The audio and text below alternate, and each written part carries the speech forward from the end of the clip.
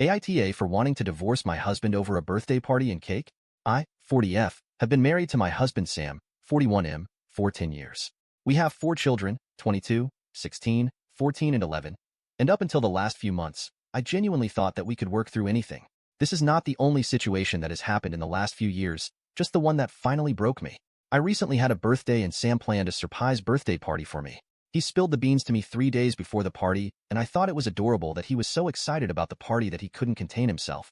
I wish this was the case. Instead, he told me that I needed to help him clean the house to get it ready for my party. Yes, you read that right. I needed to prepare food and set the house for my own party. I agreed to clean to keep the peace, but was upset. The day of the party quickly came, and I was devastated to learn that he didn't invite most of my friends or family. He claimed that he didn't know how to contact them. The final straw came when he carried out a cake in a flavor that he loved. Nothing that I would ever choose for myself. I barely managed to keep it in and cried in the bathroom after everyone left. I feel like an afterthought and hated listening to everyone compliment him for throwing me a party. I work 2 jobs, take care of the kids, do all of the meal planning, grocery shopping, and most of the housework. I am exhausted and just wanted to feel appreciated for a day. AITA for considering divorce because I feel he doesn't care. I just can't imagine throwing away 10 years of marriage, but I feel broken. Now on to the next story. Story 2. AITA for telling it my sister she got what SE deserved after our older brother beat and choked her. The title sounds bad, but here's the context. 8 months ago, our oldest brother, 28M, was jumped from behind and stabbed 13 times and cut up by 3 men after he left a grocery store on his way home from work. He nearly didn't make it and spent 4 months in and out the hospital. They stole his phone, wallet, everything he had on him, and took the car as well, skipping all the legal stuff. So far, only one of the men responsible has been caught when he tried to pawn some of my brother's things. After my brother got discharged from the hospital, he moved back in with our parents. All 3 of us kids are living with our parents at the moment. My sister is 20F, I'm 21M, and obviously my brother 28M. Due to what happened, my brother developed PTSD and has been diagnosed with PTSD.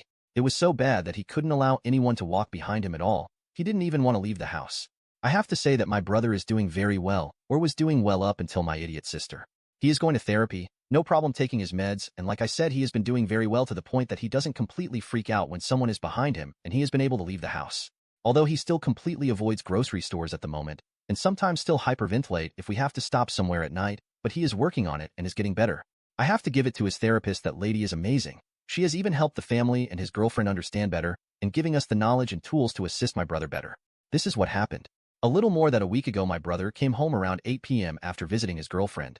My idiot sister thought it would be a good idea to hide behind the front door in the dark and jump on my brother from behind when he entered the house.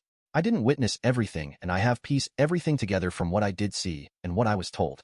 My brother freaked out and slammed my sister against the wall, choking her, and punched her repeatedly.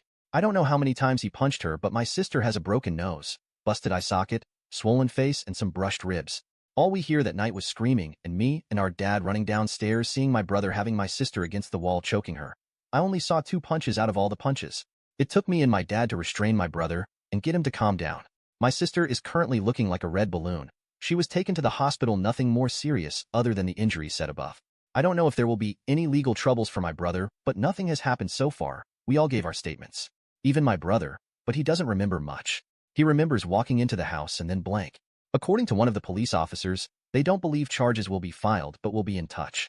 My brother has been holed up in his room since last week after the incident, only leaving for necessities. All the progress he has made over the last couple of months seems to just be completely gone. He is basically the same as he was the day he left the hospital. I overheard my sister in our living room this morning on the phone. I don't know who she was talking to, but all I could hear from my sister is her complaining about being hurt. I understand, but I got pissed off when she called our brother a monster. That is when I told her she got what she deserved, and she should be glad that we were there to actually help, because things could have been a lot worse because of her idiocy. She caused her own pain. She caused our brother to relive something that almost took his life, and she is complaining and calling him a monster. I told her the only monster I see was her for even thinking that what she did to our brother after she knows what he went through is okay to do, and then actually do it. I just shouted she should not expect any sympathy from anyone in the family after the shit she pulled, and she is lucky our parents haven't kicked her ass out of it yet. My sister just went to her room and has been in her room the whole day. I can occasionally hear crying through the wall between our rooms. My parents are pissed at me and called me an asshole for blowing up on my sister. They already had the conversation with her and I should have stays out of it. My sister was just blowing off steam with one of her friends over what happened, and I had no right to say anything I did to her. Edit. Before someone calls my brother abusive again. Before all this happened, he was a kind, caring person, always a smile on his face, that has never gotten in a physical fight before outside of a boxing ring. I'm not asking on my brother's actions by mine, but as you want to weigh in on my brother's actions, please ask yourself this question first. You get attacked by 3 men, stabbed 13 times, cut up and beat from behind, and then have someone jump on you from behind not even a year later, and see how you would react in that situation. I don't know what went through his head at that moment, but I can tell you it wasn't who my sister is jumping one as a fucking joke. It was something like, I'm getting attacked again. I have to protect myself. Thank you everyone who subscribed me and like my videos.